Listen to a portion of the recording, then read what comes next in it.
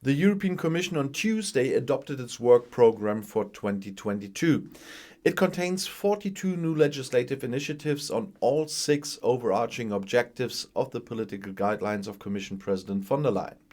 These are based on her address on the State of the Union in 2021. The work program also picks up on findings from the pandemic crisis and pays special attention to the young generation with the proposed European Year of Youth 2022. The past year has shown the challenges we can overcome and what we can achieve for the citizens of Europe if we act together, said Commission President Ursula von der Leyen. And she said, we must build on this in the next year, for example, by implementing our measures to achieve climate neutrality in Europe by 2050, shaping our digital future, strengthening our unique social market economy, and defending our values and interests inside and outside Europe. The Commission takes every year a work program with actions that it would like to tackle in the coming year. The President continued to explain the work program. The combined impact of the long-term EU budget and the Next Generation EU instrument, from which a total of 2018 trillion euros will help us build a better and more modern Europe. And Maros Šefčovič, Vice President for Interinstitutional Relations and Foresight, added, it is not just enough to recover from a crisis of this magnitude. We need to become stronger and more resilient. The work program for 2022 that we are presenting today is based on this premise. It underscores our determination to emerge stronger from the pandemic, while at the same time seizing the opportunities that arise from the green and digital change.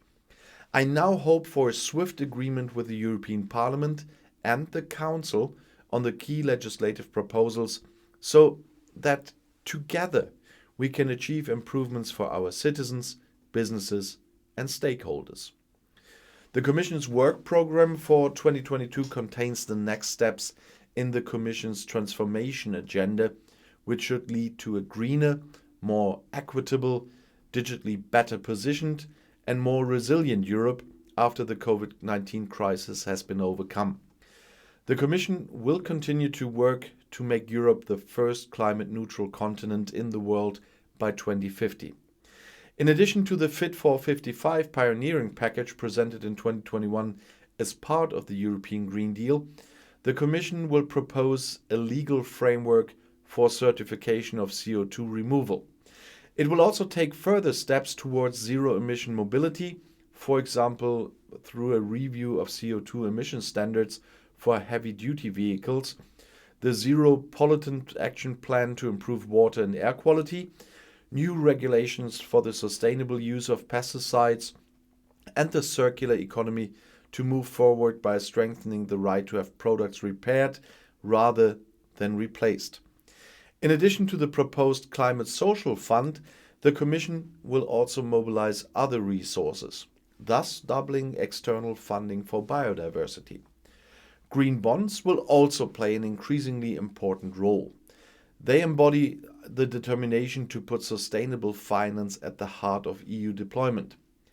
In the light of the pandemic that has acted as a catalyst for the digitization of the world, the Commission will continue on its way into the digital decade so that the digital transformation in the EU takes place by 2030. The single market remains vital to Europe's innovation. Therefore, the Commission has reviewed competition policy and will propose an emergency instrument for the internal market to prevent future disruptions. To address urgent problems related to the supply of semiconductors we required for digital solutions, they will propose a European computer chip law that aims to promote a state-of-the-art chip ecosystem and open up new markets for breakthrough European technologies. The Commission will also propose a European law on cyber resilience, setting common cybersecurity standards, and start building a secure, space-based EU global communication system that will provide member states with additional EU-wide broadband connectivity and enable them to communicate securely and independently. Measures to promote and develop digital skills in schools and universities will also be high on the agenda. Now that the recovery is accelerating and economic activity is back to pre-crisis levels, the EU needs to think about how they can make the social market economy more resilient.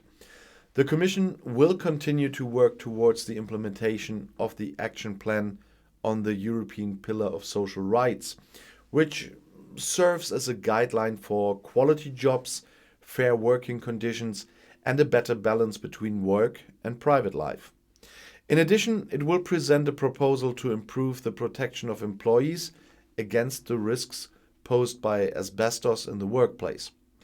In order to support Member States' policies, the Commission will strengthen social security nets, which are essential to cushion economic shocks. To this end, they will present an initiative for an adequate minimum income. As the financial sector is vital to recovery, the Commission will also present a proposal for instant payments to encourage widespread use of such payments, as well as proposal to facilitate access to capital for EU companies. Once a global solution to reforming the international corporate tax framework is in place, the Commission will ensure that it is implemented quickly and consistently across the EU. The Commission will continue to work to build on the global leadership that it has made its hallmark. In the coming year, the Commission will unveil a new global gateway strategy that will build connectivity partnerships with countries around the world and boost trade and investment.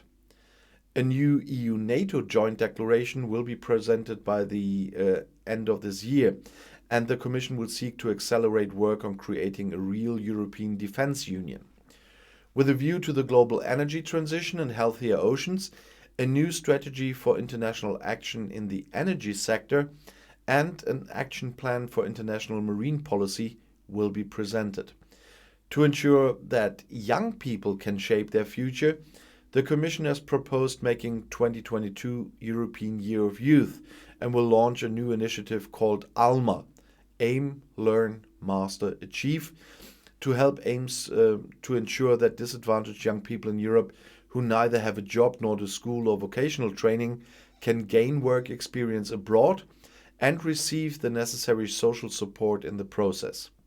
The overall aim is to enable these people to enter education, training, or quality employment. Furthermore, the Commission will present a European higher education strategy and propose possibilities for deeper and more sustainable transnational cooperation in higher education. Taking into account the lessons of the pandemic, the Commission will propose a European strategy for care and support to improve this area comprehensively, from childcare to long-term care. In order to further develop the European Health Union, the Commission will propose a new framework for a dynamic pharmaceutical sector in the EU, thereby enabling access to affordable and high-quality medicines, revising the legislation on medicines for children and for rare diseases, and with the recommendations for earlier cancer detection to promote life-saving cancer prevention and early detection. The Conference on the Future of Europe, which is now well underway, and the European Citizens' Initiatives will continue to contribute to making European democracy more dynamic. As this is central to the proper functioning of the EU, the Commission will continue to protect the rule of law and will also take further steps to protect freedom of the press and freedom of the media pluralism by presenting a European Legal Act on freedom of the media. In order to strengthen the fight against cross-border crime, a common legal framework for the efficient transfer of criminal proceedings between member states will also remain high on this agenda. The Commission will also continue its efforts to shape the new EU interinstitutional ethics body in close coordination with other bodies. To ensure quality for all, the Commission will propose measures to improve parenting recognition between member states. The Commission will also present an initiative to prevent the brain drain and address the demographic challenges, which will identify possible solutions.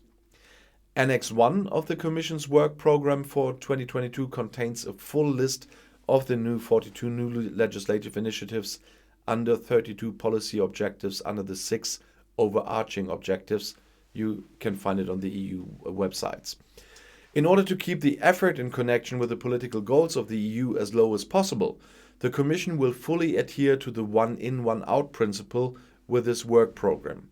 This will ensure that when it introduces inevitable new burdens, it systematically and proactively reduces the burdens caused by existing legislation in the same policy area. The likely cost of compliance with EU legislation will be quantified more transparently and systematically presented in impact assessments, and administrative costs will be offset.